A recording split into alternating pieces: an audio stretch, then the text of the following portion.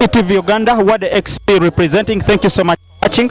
Tuchali Kaga webawumuza muganda waffe Mowzey radio. Era nga tuli wano n'omukulu agenda kubanga atweyanjulira. Ogambo tya tata? Ndi bulungi sebo. Oli otya? ETV. Manya Serumaga James. Okay. Yes sebo. Serumaga James. Okoze nga n'olunaku lwaleero. Olunaku si lunaku lukka. Wano tulina enteekateeka nnene naye ebitongole ebitwala kino ekirigenda mu maaso. Bibiri. Waliwo kye bayita Sekibogo family omugenzi mwava. Then ekirala bakiyita Mowzey Radio Foundation. Era mu ebyo byenjogedde bibiri. Nze director, consultant, coordinator, byonna yesebo. Yesonga kindi wano mu family eno ni consultant. Mu kitongole kyenjogedde nze coordinator, nze director, byonna. Nze omu ku ba founders. Okay. Kakati milimo ki mu kino ekitongole? Wano ndi consultant abantu bakitegeera. Omuntu saawa amagezi, omuntu akola enteekateeka nga zirina okugasa ekyo kyateekera basobole okubanga bakifunamu. Yesebo gwe mulimu gwenkola. Kakati olunaku lwaleero mutandise enteekateeka ey'okujjukira muganda waffe Mowzey radio nga batutegeezezaako nti enteekateeka eno abagenda kuba bajjukira Mowzey radio buli 1st February. Base nga kale mu luzungu kiri embracing his life and his works. Yes, his life and his works. Okay. Yes sebo kiringa oba embracing kigambo kinene kale okwagazisa abalala ekyo kye yali n'ebyo bye yakola mu ggwanga lyaffe lino. Yes sebo kakati omulimu tugulaba ogukoleddwa munene entaana tugirabye yanjawulo.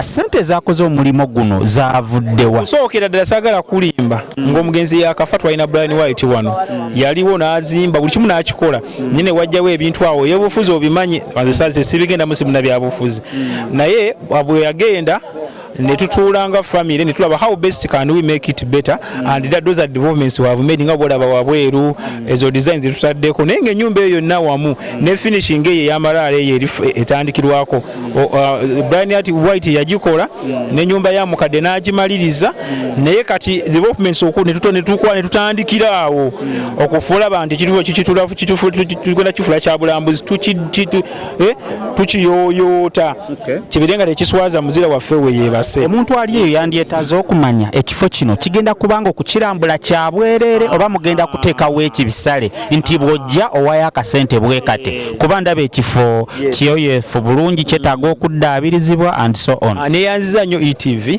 kati ekifo kino kigenda kuba kya byabulambuzi nga minisita bwemulabye abaddewo omukulu Kiwanda era nze kenyini namutuukirira n'akikomissioninga era kyekimuleese tazze okukumala budde kati tekigenda kuba kya gavumenti. Kigenda kuba private owned by the family and Mowzey Radio Foundation.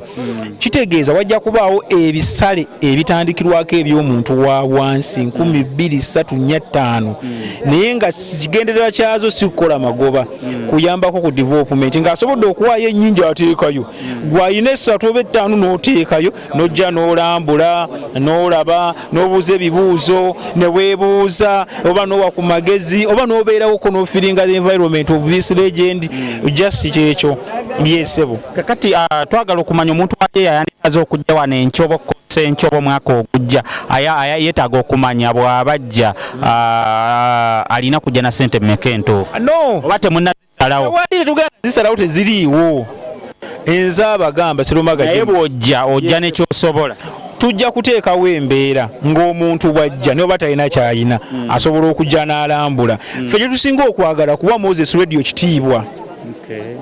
Nti mbutuufu omuntu waba legendi okumuwa ekitiibwa osaana okuleeta ettooke n'ogamba liyambeko ku bantu abalabirira ekifo kino.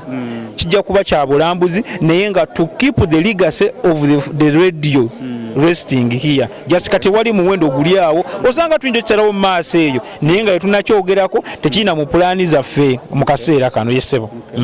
Alright, omukulu tweyanziza. Yesebo neyanzige ETV banange mwe bali tugobera ba ETV mbaagala nnyo ebintu byammwe birungi era abagobera ETV mwe bali nnyo mwe bali eddala. Alright, we are still in Kaga. We're gonna be giving you much more details about what is transpiring here. Buli kimwe kigenda mu maaso tugenda kubanga tukibawa nga tukibatuusaako. Mbaagala nnyo baganda bange mweyongere okutugobera tugenda kubanga tubawa bingi ebisinga kawo. Thank you so much.